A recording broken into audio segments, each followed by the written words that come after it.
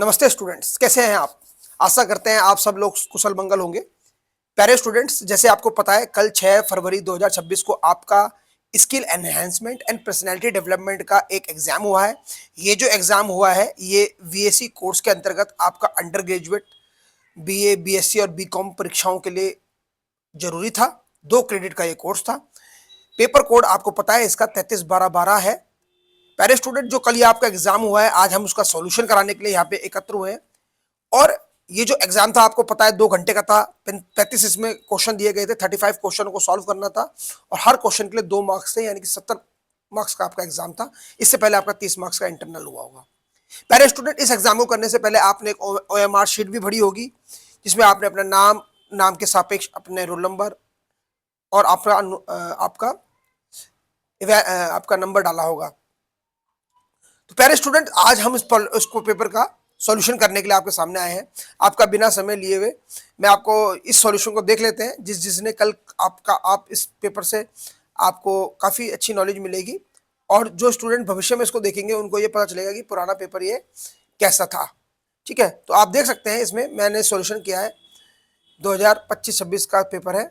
तो आज समय गवाए बगैर हम इसको शुरुआत करते हैं इस पेपर को सॉल्व करने की। ठीक है, देखिए पहला क्वेश्चन है, reading skill primarily help to improve.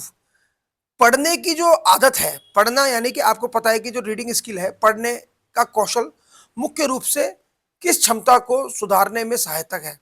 तो याद रहे, अगर आप पढ़ाई करते हैं तो आपका कॉम्प्रहेंसिव समझ विकसित होगी। ठीक है, कॉम्प्रहेंसिव विकसित करने के लिए हमको पढ़ना पड़ेगा, अखबार पढ़ने पड़ेंगे, किताबें पढ़नी पड़ेगी। ठीक है, तो जिन्होंने क्वेश्चन नंबर 1 में बी ऑप्शन टिक करा है उनका आंसर बिल्कुल ठीक है। ठीक है, क्वेश्चन नंबर दूसरा देखिए, एक प्रभावी बायोडेटा में मुख्य रूप से किसे प्रमुखता दी जाती है। इसमें स्ट्रेंथ एंड अचीवमेंट को दिखाया जाता है, यानी कि जब आप अपना बायोडेटा बनाए तो उसमें ज्यादातर अपने स्ट्रेंथ और अचीवमेंट को प्रमुखता से आप अपने बायोडेटा में लिखें। ठीक है, तो ये जरूरी है, जब भी आप अपना बायोडेटा बनाए तो उसमें अपनी प्रमुख स्ट्रेंथ शक्तियों को डालें। अच्छा, जो स्टूडेंट इंग्लिश मीडियम वाले हैं इस पेपर को देख रहे हैं उनसे मैं निवेदन करूंगा, अगर उनको ऐसा लग रहा है कि मैं हिंदी में बोल रहा हूं तो आप मेरी आवाज को म्यूट कर सकते हैं और खुद इस क्वेश्चन के पढ़ के आंसर देख सकते हैं। ठीक है, क्वेश्चन नंबर 3 देखिए, निम्नलिखित में से कौन सा साक्षात्कार का कौशल में सम्मिलित है, यानी कि विच of the following is include in the interview skill. तो उपरोक्त सभी confidence, punctuality and body language. अगर आप किसी इंटरव्यू में जा रहे हैं या साक्षात्कार में जा रहे हैं तो आपका कॉन्फिडेंस भी होना अच्छा चाहिए, आपको टाइमली जाना है, वहाँ पंक्चुअलिटी भी होनी चाहिए और बॉडी लैंग्वेज भी आपकी अच्छी होनी चाहिए। तो उसका आंसर डी है। ठीक है, चौथा देखिए क्वेश्चन, मनोमितीय विश्लेषण किसे समझने में सहायक होता है। Psychometric analysis is help to understand what. इसका आंसर ए है, पर्सनैलिटी ट्रीट्स, यानी कि व्यक्तिगत गुणों को समझने में मनोमेट्रिक एनालिसिस होता है कि भाई बंदा उसका मानसिकता कैसी है। क्वेश्चन नंबर 5वां देखिए, team skill include both cognitive and which other skill. तो याद रहे, टीम स्किल जो होती है नॉन कॉग्निटिव और कॉग्निटिव दोनों चीजों को असंज्ञानात्मक के लिए जरूरी होती है। इसका 5वें का ऑप्शन भी है। क्वेश्चन नंबर 6 देखिए, brain storming is use for which purpose. देखिए ब्रेन स्टॉर्मिंग एक प्रक्रिया है जिसको हम विचार मंथन भी बोलते हैं हिंदी में। यदि आपके पास दोस्तों का एक समूह है और उसमें 10 लोग हैं तो उसमें 10 के 10 लोगों के विचार लिए जाते हैं। विचारों की क्वालिटी नहीं देखी जाती, विचारों की संख्या बड़ी महत्वपूर्ण होती है यहाँ पे। और फिर उन 10 जितने भी विचार आपको मिलेंगे उसमें से कुछ महत्वपूर्ण विचारों को छांट लिया जाता है। ठीक है, तो ब्रेन स्टॉर्मिंग के लिए जो आंसर आया है इसमें ऑप्शन बी है, नए विचार उत्पन्न करने के लिए ब्रेन स्टॉर्मिंग यूज की जाती है। क्वेश्चन नंबर 7वां देखिए, cyber security aim to protect what. देखिए साइबर सिक्योरिटी जो होती है, साइबर सिक्योरिटी जो है कंप्यूटर सुरक्षा तंत्र है, सुरक्षा प्रणाली में के लिए इसका प्रयोग होता है। क्वेश्चन नंबर 8वां देखिए, साक्षात्कार या फिर a positive attitude lead to which of the following outcome. माफ कीजिएगा, मैंने सकारात्मक दृष्टिकोण को साक्षात्कार बोला। यहाँ पे क्वेश्चन है, सकारात्मक दृष्टिकोण का परिणाम निम्नलिखित में से क्या होता है। तो याद रखें सफलता। अगर आप सकारात्मक दृष्टिकोण वाले हैं तो आपको सफलता जरूर मिलेगी। क्वेश्चन नंबर 9 में देखिए, निम्नलिखित में से कौन से कारक दृष्टिकोण के निर्माण को प्रभावित करते हैं। देखिए, विच of the following factor affect attitude formation. तो ऑल, इसमें सभी जो है आपके दृष्टिकोण को प्रभावित करते हैं। परिवार, समाज, अनुभव, आपका जो फैमिली है, सोसाइटी है, एक्सपीरियंस है, ये सभी जो आपके जो है फैक्टर अफेक्ट दी एटीट्यूड, आपके जो है व्यवहार दृष्टिकोण को प्रभावित करते हैं। क्वेश्चन नंबर 10वां देखिए, व्हाट डज मोटिवेशन मीन्स।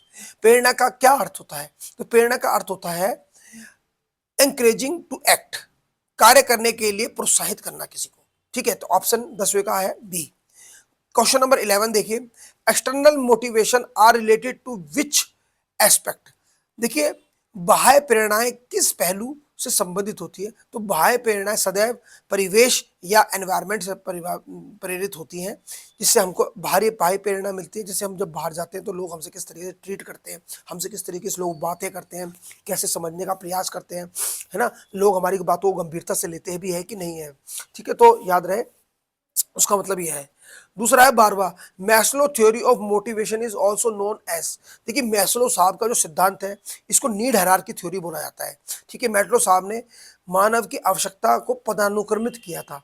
मानव की आवश्यकताएं हैं, कई प्रकार की आवश्यकताएं, जैसे भौतिक आवश्यकताएं हैं, पारिवारिक आवश्यकता है, फिजिकल साइकोलॉजिकल नीड्स है। तो मैस्लो का सिद्धांत जो है 12वां क्वेश्चन का जो आंसर है वो है आवश्यक पदानुक्रम सिद्धांत, इसको बी बोला जाता है।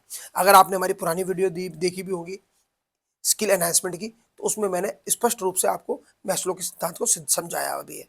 अगर आपको समझना है तो आप हमारी इससे संबंधित तीनों वीडियो देख लें, लिंक मैं नीचे भेज दूंगा। क्वेश्चन नंबर 13 देखिए, what is the highest level of Maslow's hierarchy of need.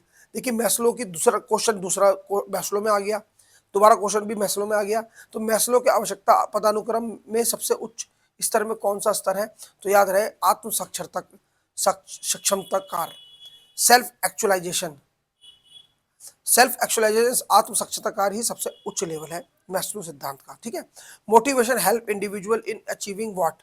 प्रेरणा व्यक्ति को किस प्राप्ति में सहायक करती है। ये क्वेश्चन नंबर 14 है। क्वेश्चन नंबर 14 का आंसर है बी, लक्ष्य, गोल। ठीक है, क्वेश्चन नंबर 15 देखिए, pranayama is mainly help in controlling what. देखिए, योगा के अंदर हम प्राणायाम करते हैं ना, प्राणायाम मुख्यतः किसके नियंत्रण में सहायक है। तो देखिए, प्राणायाम जो है हमारे भावनाओं में नियंत्रण स्थापित करता है, इमोशन को कंट्रोल करता है। क्वेश्चन नंबर 16 देखिए, व्हाट डज स्ट्रेस मीन्स।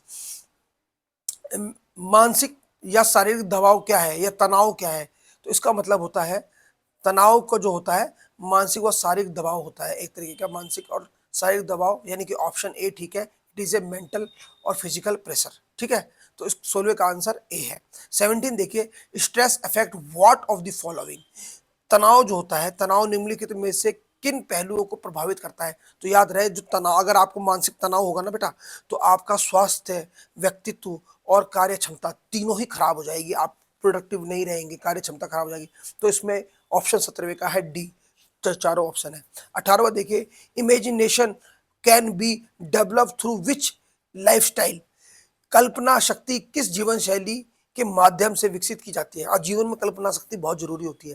देखिए, यौगिक लाइफस्टाइल, अगर आपका जो यौगिक लाइफस्टाइल है ना, यौगिक लाइफ है, तो आपकी कल्पना शक्ति बहुत अच्छी होगी। यौगिक लाइफस्टाइल का मतलब यह है कि आपको पूरा अपने पूरे दिन में, सोने के समय में, खाने के समय में, खेलने के समय में, बात करने के समय में, पढ़ने के समय में बैलेंस स्थापित करना है, और शारीरिक श्रम भी करना है, शारीरिक अभ्यास भी करना है, योगा भी करनी है, आसन भी करना है।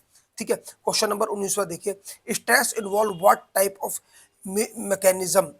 तनाव में किस प्रकार का तंत्र शामिल होता है। तो याद रखें, तनाव में हरदम साइकोफिजिकल या मनोदेहिक मैकेनिज्म तंत्र शामिल हो जाता है। तो इसमें 19वां क्वेश्चन ए है। को 20वां क्वेश्चन देखिए, what does meditation bring to the mind and body. तो याद रखिए, मेडिटेशन जो है पीस एंड फोकस, शक्ति एवं एकाग्रता को स्थापित करता है। तो 20वें क्वेश्चन ए है।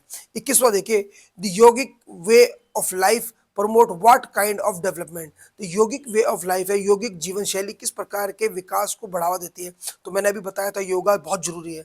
तो देखिए ये होलिस्टिक डेवलपमेंट करती है, क्या करती है, एक मनुष्य का, एक व्यक्ति का समग्र विकास करती है, पूरे समग्र उसकी पूरे चरित्र को विकास करती है, ना ही केवल उसका शारीरिक, ना ही केवल मानसिक, बल्कि उसके सामाजिक सांस्कृतिक विकास भी करती है। ठीक है, उसके आध्यात्मिक विकास भी योगा करती है। 22वां देखिए, problem solving require which kind of thinking, समस्या समाधान के लिए किस प्रकार की सोच आवश्यक है। तो किसी भी समस्या के समाधान के लिए हमें क्रिटिकल थिंकिंग जरूरत होती है, समालोचनात्मक सोच होती है। अगर आपको सफलता पानी है, पहले आपको देखना पड़ेगा क्या हम कहाँ गलती कर रहे हैं।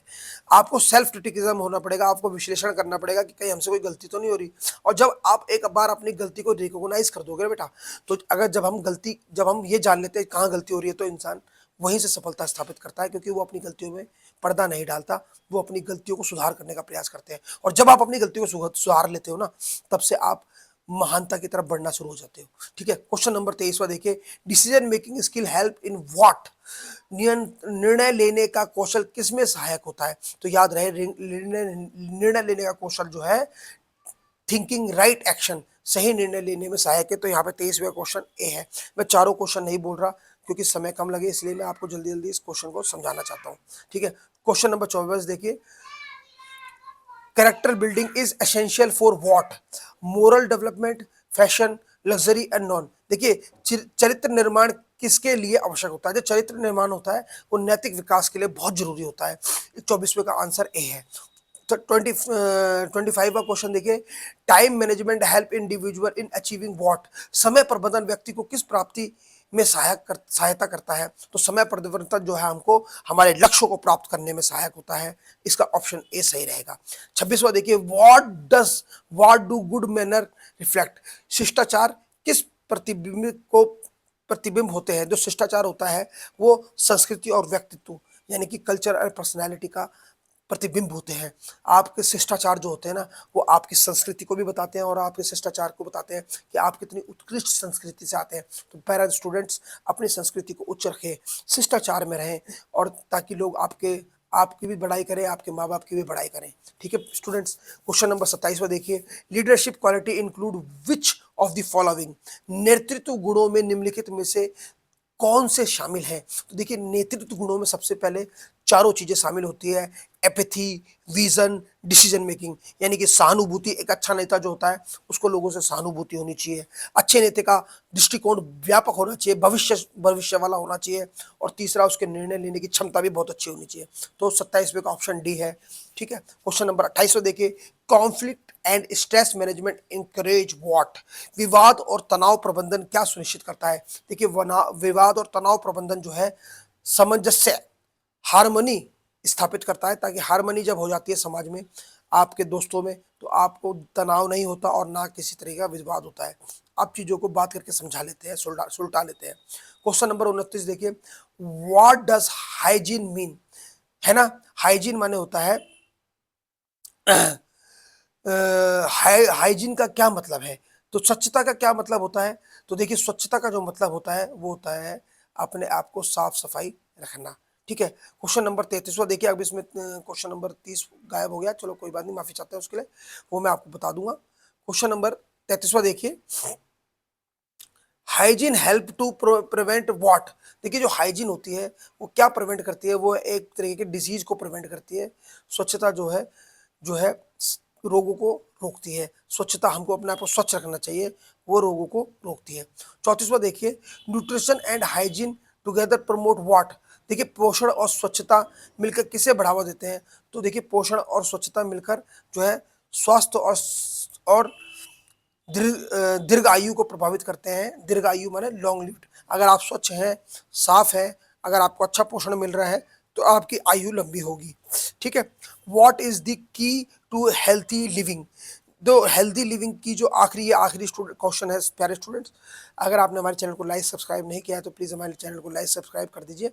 और इसी प्रकार के क्वेश्चंस के लिए आप हमारे यूट्यूब चैनल में आ सकते हैं बार बार।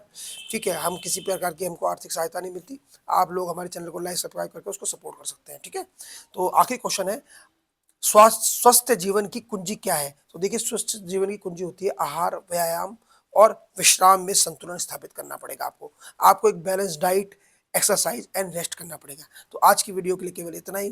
धन्यवाद। ये 2026 का solve skill enhancement personality development का पेपर था जिसको हमने डिस्कस किया है। जो क्वेश्चन छूट गए हैं मुझसे इस वीडियो में, मैं उन क्वेश्चन को टाइप करके आपके लिए क्वेश्चन नंबर 30, क्वेश्चन नंबर 31 और क्वेश्चन नंबर 32 तीनों क्वेश्चन को मैं आपके लिए इसमें लिख के डाल दूंगा ताकि वो क्वेश्चन भी पता चल जाए आपको वो किस प्रकार के क्वेश्चन थे। आज की वीडियो के लिए इतना ही। धन्यवाद। नमस्कार।